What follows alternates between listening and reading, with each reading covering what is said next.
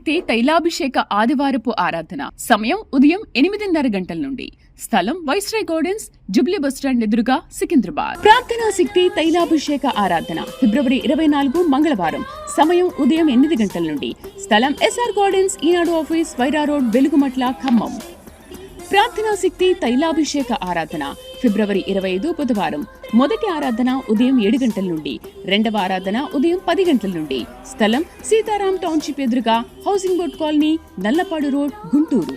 ప్రార్థనా శక్తి తైలాభిషేక ఆదివారపు ఆరాధన. సమయం ఉదయం 8:30 గంటల నుండి. స్థలం వైస్రాయ్ గార్డెన్స్, జుబ్లీ బస్టాండ్ ఎదురుగా, సికింద్రాబాద్.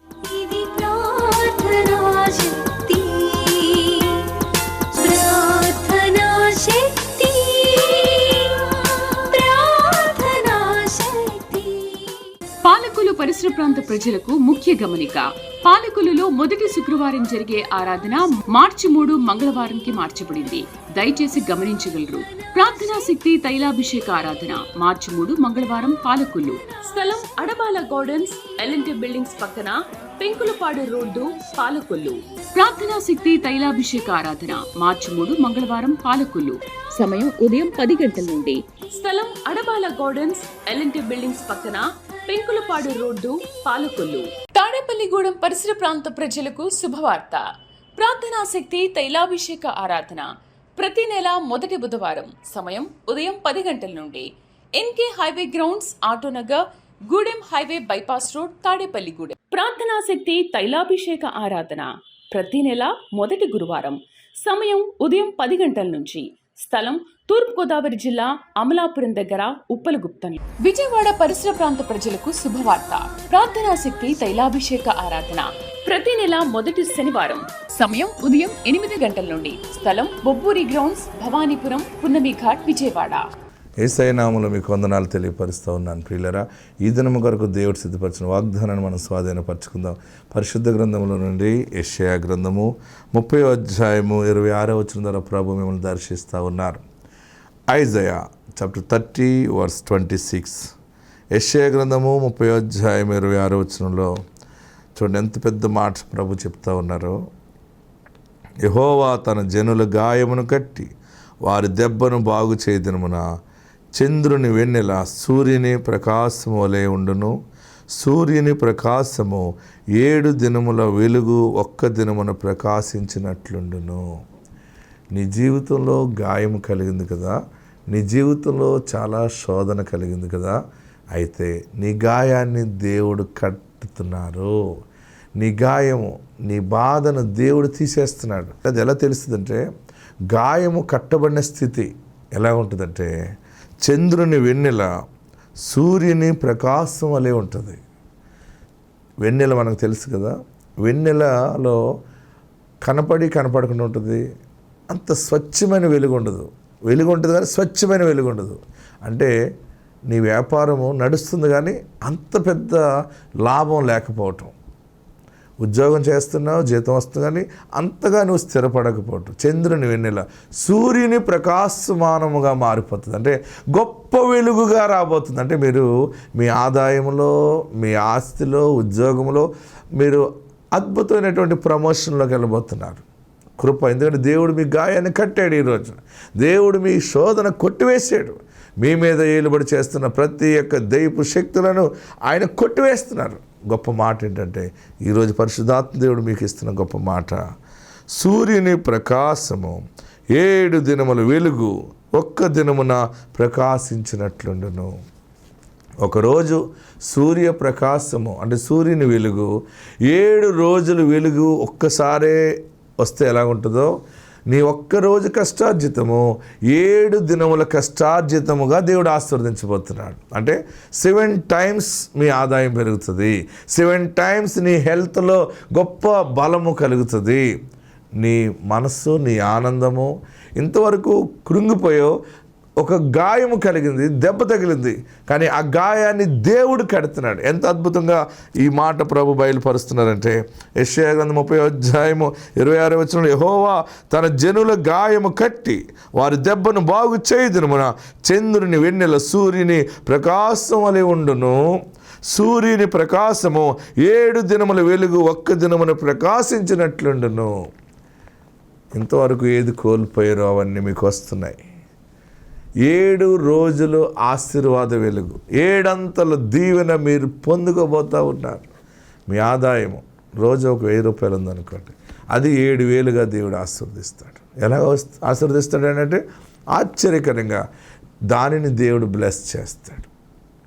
మన జీతము, మన వ్యాపారము మొదట నిస్థితి కొద్దిగా ఉన్నప్పటికీ తొదకు మహాభివృద్ధి కలగజేస్తున్నాడు. గొప్ప అభివృద్ధి ప్రభు మీకు బయలుపరచబోతున్నారు. గొప్ప ఆశీర్వాదం మీకు కలగజేయబోతున్నారు. ఒక్క దినము 7 దినముల వెలుగు మీరు పొందుకోబోతున్నారు. ఆ రీతిగా దేవుడు మీ గాయాన్ని కట్టి మరలా మీరు ఇబ్బంది పడిన చోట, అవమానం పడిన చోట మరలా దేవుడు మిమ్మల్ని నిలబెట్టబోతున్నాడు. ఆత్మ మీకు తోడుండును గాక. ఆమేన్. ప్రియులరా, ఒక వాక్యాన్ని ధ్యానం చేసుకుందాం. పరిశుద్ధాత్మ దేవుడు బయలుపరుస్తున్న మాట యెషయా గ్రంథము 29వ అధ్యాయము 22, 23 వచనాలు ధ్యానం చేసుకుందాం. అందుచేతను అబ్రహామును విమోచించిన యెహోవా యాకోబు కుటుంబమును గూర్చి ఇలాగు సెలవిచ్చుచున్నాడు. ఇక మీదట యాకోబు సిగ్గుపడడు, ఇక మీదట అతని ముఖము తెల్లబారదు. అతని సంతానపు వారు తమ మధ్య నేను చేయు కార్యమును చూచినప్పుడు నా నామమును పరిశుద్ధపరచుదురు.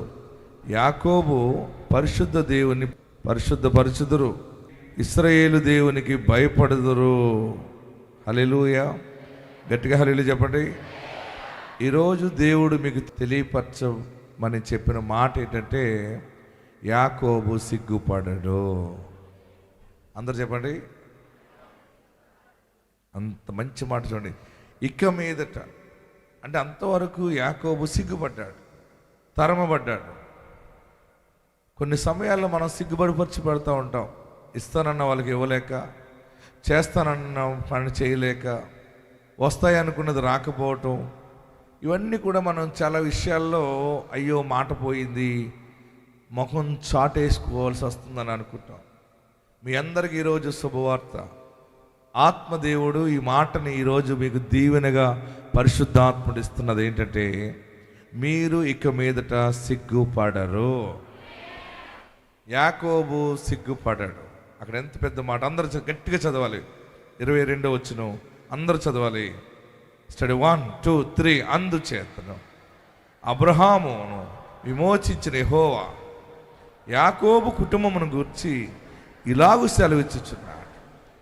ఓకే, యాకోబు ఇక మీదట యాకోబు సిగ్గుపడడు, ఇక మీదట అతని ముఖము తెల్లబారదు. ఆమేన్. ఈ యాకోబు అన్న పేరు కాడ మీ ఇంటి యజమానుడి పేరు పెట్టుకోండి. ఎవరి పేరు పెట్టుకోవాలి? నీ భర్త పేరా, లేకపోతే నీ తండ్రి పేరా, లేకపోతే నీ తల్లి పేరా, ఏదో నీ ఇంటి సంరక్షకుడు ఎవరున్నారో, మీ వంశములో ఎవరు మూల పురుషుడుగా ఉన్నారో లేకపోతే ఆ పేరు పెట్టుకోండి. ఓకేనా? తెలుసా మీకు ఆ పేర్లు? మీ తాతల పేర్లు, మీ తల్లిదండ్రుల పేర్లు తెలుసు కదా. అందులో ఒక విలువైన మనుషుని పేరు నేను 3 అంకెలు అన్నప్పుడు చదవాలి. అప్పుడు మీరు మాట్లాడాలి. ఆ పేరు చదివి అతని ముఖము తెల్లబారదు, అతడు సిగ్గుపరచబడడు అని చెప్పాలి. ఓకేనా? కుడి చేయి పైకెత్తాడు. సిగ్గుపడడు. మరలా ఇంకో పేరు చెప్పండి. అదే మాట. 1, 2, 3. అతని ముఖము తెల్లబారదు.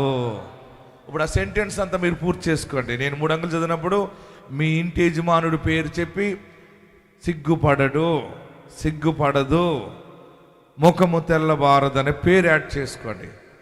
మీకు నోటు బుక్ ఉంటే రాసుకోండి, మీకు దమ్ముంటే రాయండి, మనసులో అనుకోండి. దేవుడిచ్చే విజయముతో మీరు మరలా నెల సాక్ష్యం చెప్తారంతే. ఆమేన్. హల్లెలూయా. గట్టిగా హల్లెలూయా చెప్పండి. యాకోబు జీవితం అంతా కూడా ఎప్పుడు కూడా సిగ్గుపరచబడటమే.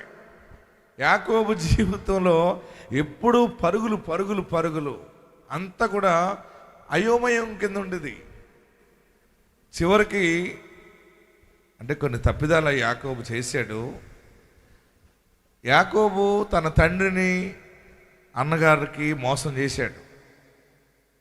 ఓకే, తర్వాత ఆయన పారిపోయాడు. వాళ్ళ అన్నగారు వచ్చాడు, ఆశీర్వాదాలు ఏమో పొందుకున్నాడు తండ్రి అయిన ఇస్సాకు దగ్గర నుంచి. యాకోబు పారిపోయాడు. ఎక్కడ పారిపోతాడంటే, ఎప్పుడైనా మనకు కోపం వస్తే మనం అమ్మమ్మ ఇంటికి వెళ్ళిపోతాం. ఎవరింటికి వెళ్తాం? అమ్మమ్మ గారి ఇంటికి వెళ్ళిపోతాం కదా. అలాగే యాకోబు వాళ్ళ అమ్మమ్మ ఇంటికి పారిపోయాడు. అక్కడ ఎవరున్నారంటే వాళ్ళకి మావయ్య ఉన్నాడు. ఆ మావయ్యకి 2 కూతుర్లు ఉన్నారు. అందులో కూతురు డిమ్ముగా ఉంటుంది, అంటే కళ్ళు జబ్బు కళ్ళు. అమ్మాయి కూడా బాగానే ఉంటుంది. రాహేలు లేయా అని 2 ఉంటారు. మొత్తం మీద వాళ్ళ మావయ్య దగ్గరికి వెళ్ళాడు. మావయ్య నీ దగ్గర ఉంటాను, నాకు ఇబ్బందిగా ఉందంటే ఉంచుకున్నాడు. అయ్యా పొలం పనులు చేయిస్తుంటే మొత్తం మీద ఆ పిల్లని ప్రేమించాడు. ఏ పిల్లని? మావయ్య కూతురు రాహేల్ని ప్రేమించాడు. పెళ్లి చేయమని అడిగాడు. సరే అని 7 సంవత్సరాలు పాలేరుతనం చేయమన్నాడు, చేశాడు. పెళ్ళికి చీకట్లో పెళ్లి చేశాడు వాళ్ళ మావయ్య. పెళ్ళి జరిగితే పెళ్ళిలో చిన్న కూతురు రాహేల్ని ప్రేమించాడు. పెద్ద కూతురుకి చేయకుండా చిన్న కూతురు చేయకూడదు కదా అని వాళ్ళ మాంగారు ఏం చేశాడంటే అన్నీ ఓకే అని చెప్పి సాయంత్రం పెళ్లి చేశాడు చీకట్లో ముసుగేసి. ఆ రాహేలు ప్లేస్లో ఆ జబ్బు కళ్ళు ఉన్న పిల్లని పెట్టి పెళ్లి చేసేసాడు. అది ఉదయానికి తెలిసింది, అరే నేను ప్రేమించింది రాహేలు కదా, లే అని చేశారేంటి? మోసపోయాడు. ఎప్పుడు కూడా మనం ఒకళ్ళు మోసం చేసామనుకోండి, దేవుడు మనల్ని సేమ్ అందులోకి నడిపిస్తాడు. మనం ఏం కాళ్ళు ఎగరేయడానికి ఉండదు. ఎవరు తవ్వుకున్న గోతులో వారు చేస్తారు. హల్లెలూయా. తండ్రికి మోసం చేశాడు, అన్నకి మోసం చేశాడు, పెద్ద ఏదో హీరోయిజం చేద్దామని ఇక్కడికి వచ్చాడు. వీడికి మంచిన తాత వాళ్ళ మామయ్య. ఆ మనుషుడు ఏం చేశాడంటే ఈయన్ని మోసం చేశాడు. ఎవరిని? యాకోబుని. మామయ్య ఇలా చేసేవేంటి, ఇలా చేస్తావు అనుకోలేదు, డిమ్ము పిల్లని నాకు ఇచ్చేవేంటి, చిన్నపిల్లని కదా నేను ప్రేమించాను. అవును అనుకో మరి. అయితే మళ్ళీ 7 సంవత్సరాలు పాలేరుతనంచి మళ్ళీ రాహేల్ని పెళ్లి చేసుకోవడానికి మరలా 7 సంవత్సరాల పేడ తీసి ఆ గొర్రెల్ని మేపి 7 సంవత్సరాలు పూర్తిగా మామయ్య 7 కూడా అయిపోయిందంటే అప్పుడు మళ్ళీ రాహేల్ని ఇచ్చి పెళ్లి చేశాడు. చివరికి ఇరుక్కుపోయినట్టు 2 భార్యల మధ్య ఇరుక్కుపోయాడు యాకోబు. జీవితం ఎప్పుడు అలాగే ఇరుక్కుపోవటమే. ఎవరి పని? ఓకే, కొన్ని సమయాలు ఇరుక్కుపోతుంటాం, ఇరుక్కుపోతుంటాం, మోసపోతుంటాం. మొత్తం మీద ఏదేవైనా దేవుని మీద ఆధారపడి ప్రార్థన చేయటం మొదలుపెట్టాడు. దేవుని వైపు చూశాడు, తన మనసు మార్చుకున్నాడు పరిపూర్ణముగా. మామయ్య మీద ఆధారపడ్డాడు, నో. భార్యల మీద ఆధారపడ్డాడు, నో. మనుషులు ఎవరి మీద ఆధారపడకూడదని తెలుసుకుని యాకోబు దేవుని మీద ఆధారపడ్డాడు. ఆమేన్, హల్లెలూయా. దేవుని మీద పరిపూర్ణముగా యాకోబు డిపెండ్ అయినప్పటి నుంచి ఆశీర్వాదాల ద్వారాలు తెరవబడ్డాయి. అలా యాకోబు వంశము ఈరోజు ఇశ్రాయేలీలుగా మనం చూస్తూ ఉన్నాం. ప్రియులరా, అయితే దేవుడు ఇశ్రాయేలీల పక్షంగా ఒక పెద్ద మాట ప్రవక్త ద్వారా బయలుపరుస్తున్నాడు. నేను యాకోబు తండ్రి ఇస్సాకు, ఇస్సాకు తండ్రి అబ్రహాము, అబ్రహాముకి నేను మాట ఇచ్చాను, అబ్రహాము నేను విమోచించాను గనుక యాకోబు ఇక మీదట సిగ్గుపడడు. ఒకవేళ నువ్వు ఎగ్జామ్లో ఫెయిల్ అయిపోయినా, వ్యాపారంలో లాస్ అయిపోయినా, ప్లాన్లన్నీ పాడైపోయినాయి, అబ్బా ఇలాగ అయిపోయింది అలాగ అయిపోయింది, ఓడిపోయినని అనుకుంటున్నావు కదా, నేను సంపాదించలేకపోయినాను అనుకుంటున్నావు కదా, ఈరోజు నీకు ఒక మైల్ రాయి లాంటిది అనమాట. ఇక్కడ నుండి ఈ రోజు నుండి నీ జీవితంలో కృప అధికముగా రావటం నువ్వు చూస్తావు. ఇక మీదట నీవు సిగ్గుపడవు. ఇక మీదట ఏ వ్యాపారం చేసినా నీకు లాస్ రాదు, ఏ పనిలో ముందుకెళ్ళినా లాస్ రాదు, ఏ పని పూనుకుని ముందుకెళ్ళినా 7 అంతల విజయాన్ని చూస్తావు. ఇక మీదట యాకోబు సిగ్గుపడడు. మీరింతవరకు ఏ విషయాల్లో సిగ్గుపడిపోయారు? దేవుడు మీ పక్షముగా ఉన్నాడు. అది ఏ రకముగానైనా, ఇక నీ జీవితంలో నీ బిడ్డైనా, నీవైనా, నీ కుమారుడైనా, నీ తల్లి, నీ తండ్రికి దేవుడు ఇస్తున్న గొప్ప శుభవార్త ఏంటంటే మీరు సిగ్గుపడరు. మన జీవితంలో ఎన్నో చేసి లాస్ అయిపోయి మరలా జీరోకి వెళ్ళిపోయాం కదా. జీరోలోకి వెళ్ళిపోయిన వాళ్ళరా మీకు ఒక శుభవార్త. మీ పక్కన హీరో యేసుక్రీస్తు నిలిచి ఉన్నాడు. ఆమేన్. మా నాన్నగారు చెప్పేవారు, ఒక పెద్ద ఆయన చెప్పిన మాట. ఒక మిషనరీ బోర్డు మీద ఒక స్టూడెంట్ని జీరో పెట్టమన్నాడట. జీరో పెట్టాడు, మళ్ళీ జీరో పెట్టమన్నాడట.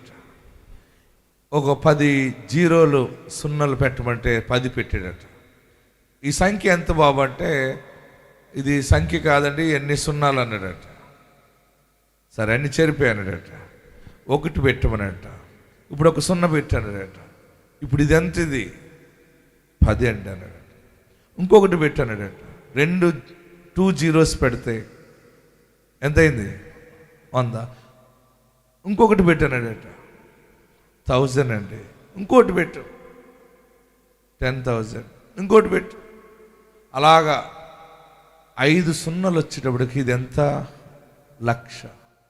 అలాగ సున్నలు పెట్టుకుని వెళ్ళి కొలిది కోటి, మిలియన్. అలాగా ఈ ఒకటి చెరిపేస్తే ఏమీ లేవు. నీ జీవితంలో అన్ని కోల్పోయిన నీకు నెంబర్ 1 జీసస్ క్రైస్ట్ అలా నిలబడుతున్నాడు అంతే. అందుకని ఇక మీదట మీరెవ్వరూ సిగ్గుపడరు. నువ్వు సిగ్గుపడవు అంతే. పిల్లలు లేరు, సిగ్గు బాబోయ్ అనుకుంటున్నావేమో, బుడుక్కు నిద్రపడతారు. ఎవరిని ఎత్తుకోవాలో అర్థం కాదు నీకు. అంటే ఆయన దీవెన అలాగిస్తాడు అంతే. హల్లెలూయా చెప్పండి. దేవుడు నీకు ఆస్తి ఇచ్చాడు అనుకోండి, నువ్వు బిజీ అయిపోతావు. దేవుడు నీకు మంచి గృహం ఇచ్చాడు, నువ్వు బిజీ అవుతావు. ఎవరు నీ ఇంటికి వచ్చినా నీ ఇల్లు చూసి నిన్ను కనపరుస్తారు, నీ ఆస్తి చూచి నిన్ను పొగుడుతారు. అప్పుడు నువ్వు చెప్తావు, ఇదంతా కూడా ఆయన దయ వల్లనే. ఆమేన్. హల్లెలూయా. ఇంతవరకు కష్టాలున్నా దేవుడిని వదలలేదు కదా. అప్పులైపోయినా దేవుడు దేవుడు అన్నావు కదా. అయిన వాళ్ళు దూరం అయిపోయినా దేవుడి మీద ఆధారపడ్డావు కదా. నీ భక్తి ఆయన చూశాడు, నీ ప్రార్థన ఆయన విన్నాడు. ఈ శుభవార్త నీకు ప్రకటిస్తున్నాడు. నీవు ఇక మీదట సిగ్గుపడవు. నమ్మిన వారందరూ ఈ వాగ్దానం నాకేని నమ్మితే 7 మార్లు ఆమేనని చెప్పి, హల్లెలూయా చెప్పి, గట్టి చప్పట్లు కొట్టి, గోల చేసి, గందరగోళం చేసేటి దేవుడు మీ పక్షముగా ఉన్నాడు. నీవు సిగ్గుపడవు, నీవు సిగ్గుపడవు. ఇక మీదట సిగ్గుపడవు. ఇక మీదట అంటే ఇంతవరకు సిగ్గు. ప్రార్థనకు వచ్చినప్పుడు కూడా అవమానం ఉండొచ్చు. ఇక్కడి నుంచి మీరు వెళ్తారు, చూసారా శుభవార్త. ఏడవకండి. మీరందరూ ధైర్యముగా తలెత్తుకుని జీవించే సమయం ఆ సమయం. రెండవ మాట ఏమన్నాడంటే, ఇక మీదట ఐజయా చాప్టర్ 29 వర్స్ 22 థర్డ్ లైన్లో, ఇక మీదట అతని ముఖము తెల్లబారదు. మీరు చెప్పాలి, తెల్లబారదు అంటే ముఖం తెల్లబారటం అంటే, ఎవరైనా అప్పిస్తారని రమ్మన్నాడు అనుకోండి, ఇస్తాడు కదా అని తిరుగుతుంటే రేపు రాయిల్లుండి రా అన్నాడు అనుకోండి. అలా 4 మార్లు తిప్పిన తర్వాత, అదే ఏమైనా వస్తాయనుకున్నాను, మా మిస్సెస్ ఒప్పుకోవట్లేదు, తర్వాత చూద్దాంలే వెళ్ళిపో అన్నాడు అనుకోండి. అప్పుడు నీ ముఖం ఎలాగుంటుంది? సరిగ్గా చెప్పాలి, తెల్లబారటం అంటే చెప్తున్నాను మీకు. ఎలా ఉంటుంది? భలే నవ్వుతావు, వెళ్తావా? ఎలా వెళ్తారు? ముఖం ఎలాగైపోద్ది? సడన్గా మసిబొగ్గులాగా అయిపోద్ది. కళ్ళు డౌన్ అయిపోయి, అవునా అండి, అవునా అండి, అదే ఇద్దాం అనుకున్నాను, మా మిస్సెస్ ఒప్పుకోవట్లేదు. ఆ మిస్సెస్ మీద కోపం వచ్చింది, ఇన్నాళ్ళు తిప్పుకునేలా చెప్పాడు అని. అలాగే ఎన్నో సమయాలు అవమానంతో ముఖము కిందకు దించుకుని వెళ్ళిపోయేవేమో. ఇక మీదట అలాంటి మాటలు వినవు, అలా రీతిగా అవమానపరచబడవు. ఎక్కడికి వెళ్ళినా నీ ముఖము వెలుగుతూనే ఉంటుంది. మీ ముఖం వెలుగుతూ ఉండాలంటే ఏం చేయాలి? మీ ఆయన జీతం అంతా నీ చేతికి ఇచ్చేస్తే చెప్పరే, మా ఆయన ఎంత బంగారం బాబోయ్ అంట. ప్రియులరా, ముట్టికాయలు కూడా వేయకండి. ఇరుబాగులోకి చెప్పండి, భర్త ఇలాగ ఉండాలి, అమ్మ ఇలాగ ఉండాలని. పురుషులైన వారు కూడా భార్యలకి లోబడాలి. మా నాన్నగారు అనేవారు, భార్యన మంత్రి వలె సలహా ఇచ్చినదని. భార్యల దగ్గర సలహాలు తీసుకోండి మగవాళ్ళరా. భార్య సలహాలు తీసుకోవటం చాలా మేలు.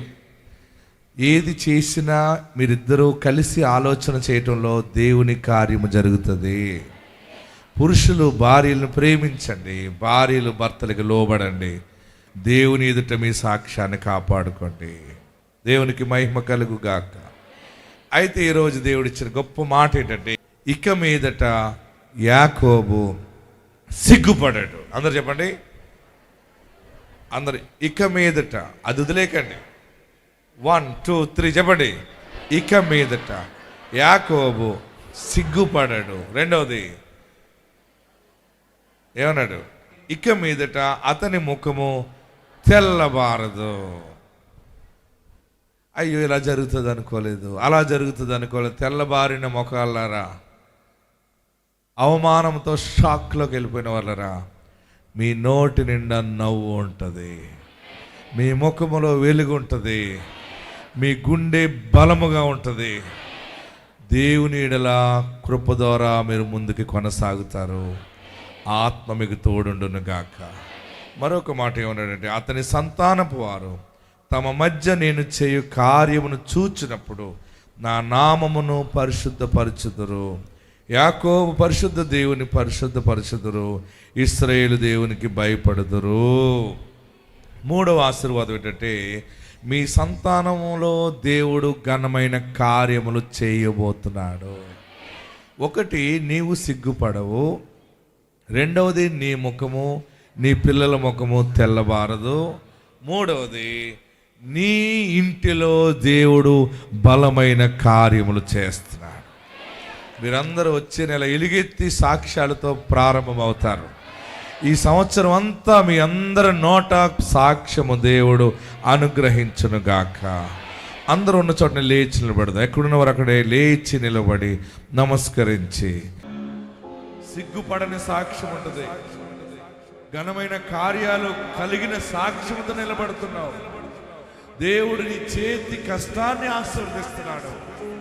దేవుని ఆత్మ నీ మీదకి దిగి వస్తూ ఉంది.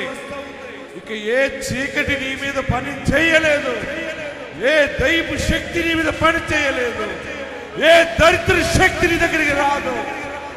దేవుని కార్యములు జరగబోతూ ఉన్నాయి.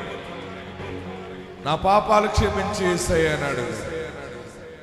నాకు నువ్వు కావాలయ్యా, నీ ఎదుట నేను చేసిన పాపాలు క్షమించి నన్ను పరిశుద్ధపరచు. అందరు 2 చేతులు తలపైన పెట్టుకుని నన్ను ఆశీర్వదించు, నన్ను దీవించు, నీ సాక్షిగా నన్ను వాడు. ఇక పాపము చేయనయ్యా, జ్ఞానముగా ఉంటాను, నాకు తండ్రిగా ఉండాలి. నీవు నాకు తండ్రిగా ఉండాలి, నాకు నాయకుడిగా ఉండాలి. వాక్యానుసారంగా జీవిస్తా. లోకం వైపు నేను చూడను. నా పాపం క్షమించు, నా కుటుంబస్తుల పాపం క్షమించు, నా ఇంటి మీద నీ రక్షణ దయచి, నా ఇంటిలో నీ మహిమను దయచి, నేనును నా ఇంటి వారును క్రీస్తుని కలిగి ఉన్నామని సాక్ష్యము దయచి. అందరూ కూడా ప్రార్థన చేయండి. ఏం కావాలనుకున్నావో అది నోరు తెరిచి ప్రభుని అడుగు. ప్రతి చోట సాక్షిగానే ఉంటావు. ఇక నీవు సిగ్గుపడవు. ఇక మీదట యాకోబు సిగ్గుపడడు. ఇక మీదట నీ ముఖము తెల్లబారదు, అవమానము రాదు. ప్రతి చోట తలెత్తుకునే బ్రతుకుతావు. నన్ను ఆశీర్వదించు బాబు, నాకు రక్షకుడిగా ఉండాలి, నీ రక్షణ భాగ్యము దయచే. అందరూ అలా ప్రార్థనలో ఉండండి. హల్లెలూయా. ప్రార్థనా శక్తి తైలాభిషేక ఆరాధన ఫిబ్రవరి 24 మంగళవారం. సమయం ఉదయం 8 గంటల నుండి. స్థలం ఎస్ఆర్ గార్డెన్స్, ఈనాడు ఆఫీస్, వైరా రోడ్, వెలుగుమట్ల, ఖమ్మం. ప్రార్థనా శక్తి తైలాభిషేక ఆరాధన ఫిబ్రవరి 25 బుధవారం. మొదటి ఆరాధన ఉదయం 7 గంటల నుండి, రెండవ ఆరాధన ఉదయం 10 గంటల నుండి. స్థలం సీతారాం టౌన్షిప్ ఎదురుగా, housing board colony, Nallapadu road, Guntur.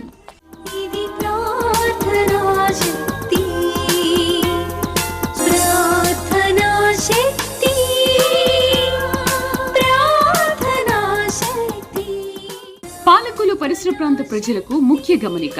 పాలకొల్లులో మొదటి శుక్రవారం జరిగే ఆరాధన మార్చి 3 మంగళవారంకి మార్చబడింది. దయచేసి గమనించగలరు. ప్రార్థనా శక్తి తైలాభిషేక ఆరాధన మార్చి 3 మంగళవారం పాలకొల్లు. స్థలం అడబాల గార్డెన్స్, ఎల్ఎన్టీ బిల్డింగ్స్ పక్కన, పెంకులపాడు రోడ్డు, పాలకొల్లు. ప్రార్థనా శక్తి తైలాభిషేక ఆరాధన మార్చి 3 మంగళవారం పాలకొల్లు. సమయం ఉదయం 10 గంటల నుండి. స్థలం అడబాల గార్డెన్స్, ఎల్ఎన్టీ బిల్డింగ్స్ పక్కన, పెంకులపాడు రోడ్డు, పాలకొల్లు.